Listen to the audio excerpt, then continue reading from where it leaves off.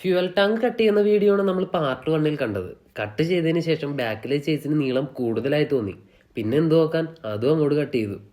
8 ഇഞ്ചാണ് നമ്മൾ chase cut ചെയ്തിരിക്കുന്നത്. ഇങ്ങനെ കട്ട് ചെയ്യുമ്പോൾ വണ്ടിയുടെ ഷേപ്പ് മൊത്തത്തിൽ മാറും. പ്രോപ്പർ MX ബൈക്കിൻ്റെ സെയിം പൊസിഷനിൽ ബിൽഡ് ചെയ്യാനാണ് ഞാൻ ഉദ്ദേശിക്കുന്നത്. ഇപ്പോൾ നിലവിൽ സീറ്റിൻ്റെ പൊസിഷൻ മാറിയിട്ടുണ്ട്. അതുകൊണ്ട് സീറ്റ് ഫിക്സ് ചെയ്യാനുള്ള സീറ്റ് ക്യാച്ചറിൻ്റെ ഫൗണ്ടേഷൻ വെൽഡ് ചെയ്തുകൊണ്ടിരിക്കുകയാണ്. അപ്പോൾ വെൽഡിങ് ഓൾമോസ്റ്റ് കംപ്ലീറ്റ് ആയി. ഈ ഫിക്സ് ചെയ്തിരിക്കുന്ന റൗണ്ട് വൈപ്പിലാണ് സീറ്റിൻ്റെ പാഡ് വരുന്നത്.